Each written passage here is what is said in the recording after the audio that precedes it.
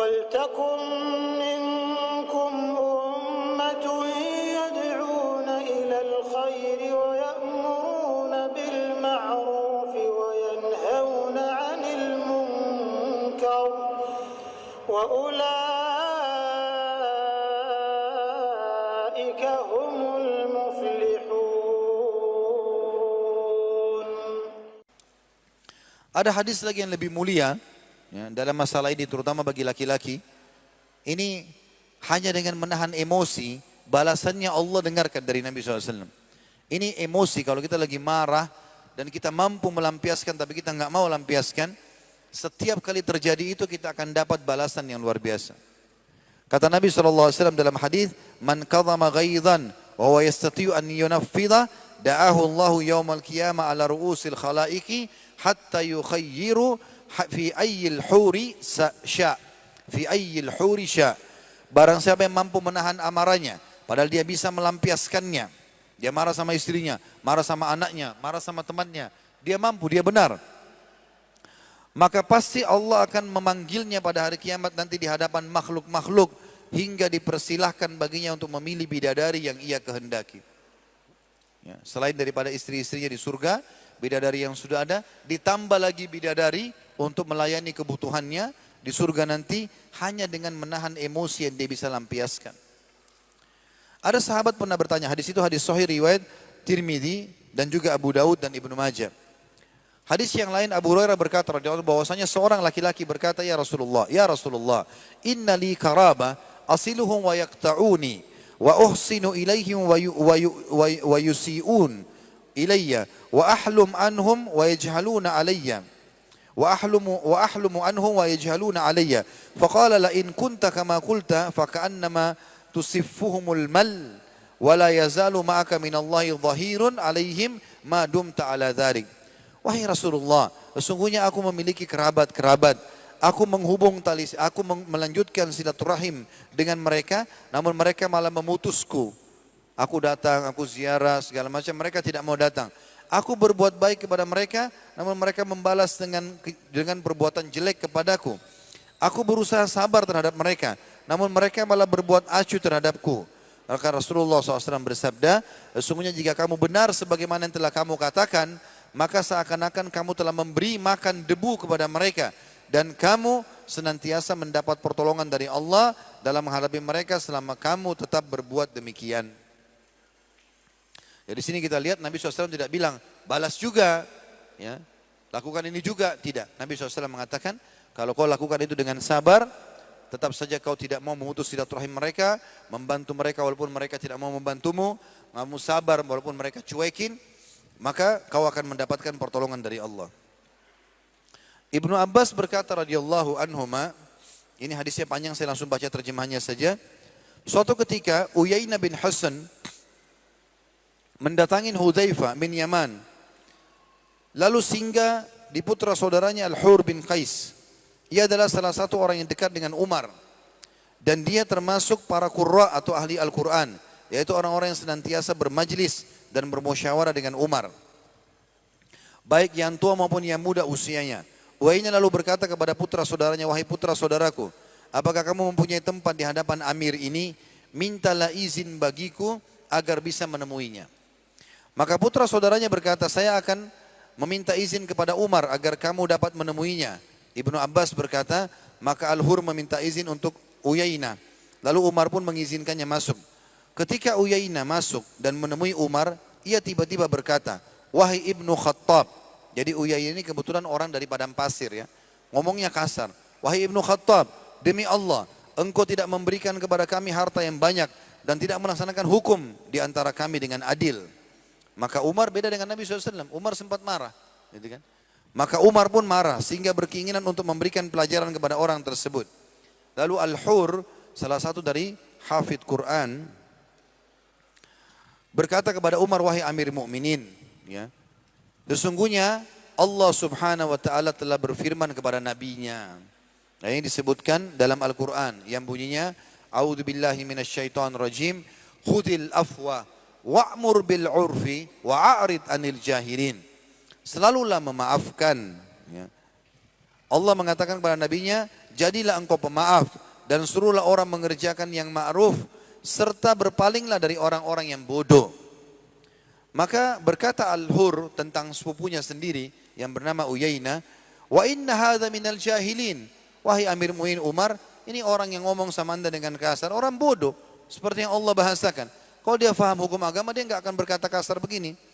Wallahi ma jawazaha Umaru hina talaha alaihi wa kana waqqafan inda kitabillah. Maka tiba-tiba emosi Umar diberhentikan oleh dirinya, maka dia berhenti, dia tidak mau melampiaskan sementara kitabullah ditilawakan dan dia selalu bisa menerima apa yang dibahasakan dalam Al-Quran. Artinya dia selalu menerima masukan dari Al-Quran.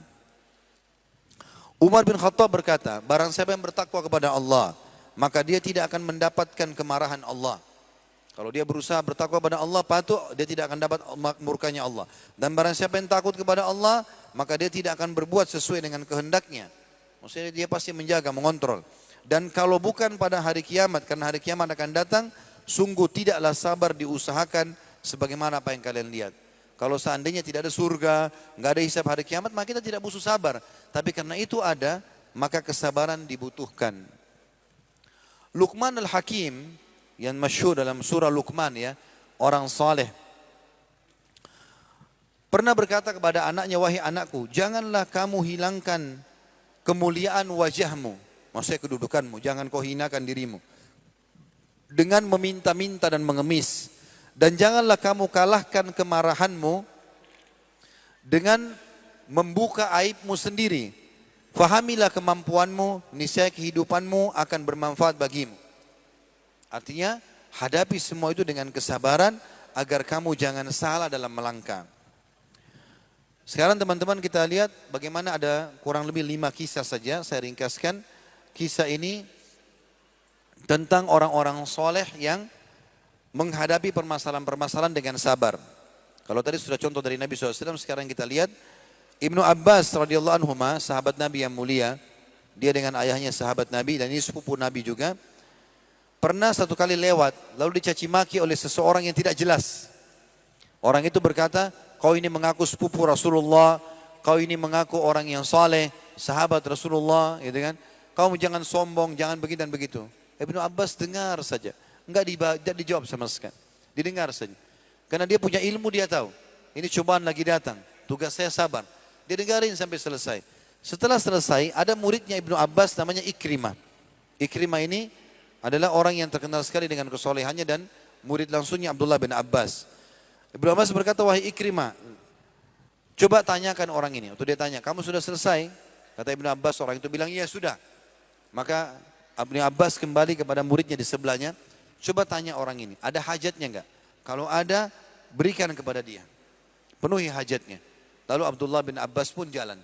Maka orang itu pun dalam kisah dikatakan menundukkan kepalanya karena malu. Ya, jadi subhanallah, kalau kita lihat 2 orang lagi bertengkar, orang yang suka teriak-teriak di antara salah satunya, kita dari jauh walaupun kita belum tahu siapa benar siapa salah, kita akan anggap orang yang marah-marah itu pasti yang salah. Dan yang diam itu pasti orang yang baik. Seperti itulah. Yang satu lagi atau kisah yang kedua teman-teman, Muawiyah radhiyallahu anhu, sahabat Nabi yang mulia, salah satu penulis wahyu Nabi SAW, pernah dikatakan kepadanya, ya, ucapan kasar dikatakan, kau tidak memimpin yang benar. Karena dia selama 20 tahun menjadi gubernur negeri Syam dan 20 tahun menjadi khalifah, 40 tahun jadi pemimpin. Ya, ini luar biasa dengan keadilan, dengan luar biasa. Tapi ada saja orang yang caci maki dia. Waktu dicaci maki, maka orang-orang di sekitarnya bilang, bagaimana kalau anda menghukumnya? Maka kata Muawiyah, sungguh aku malu jika kesabaranku menjadi sempit karena seseorang dari rakyatku. Artinya tidak perlu aku marah dengan itu. Dia mengucapkan kata-kata, ya sudah, yang penting saya tidak lakukan, selesai. Tidak perlu saya balas dengan menghukumnya. Pernah juga ada seseorang datang kepada Abu Dzar, ini kisah yang ketiga, sahabat Nabi yang mulia. Abu Dzar radhiyallahu anhu didatangi oleh seseorang, lalu orang itu sengaja, subhanallah, bayangkan kisah ini unik ya, sengaja datang dan mematahkan kaki kambing kesayangannya Abi Dzar. Jadi ada kambing kesayangan Abi Dzar radhiyallahu anhu, dia datang di depan Abi Dzar, ditangkap kambing itu, dipatahkan kakinya di depan Abi Dzar. Lalu Abi Dzar bertanya, kenapa kau lakukan ini? Dia bilang apa? Aku melakukannya dengan sengaja agar aku dapat membuatmu marah, lalu kau memukulku dan kau mendapat dosa.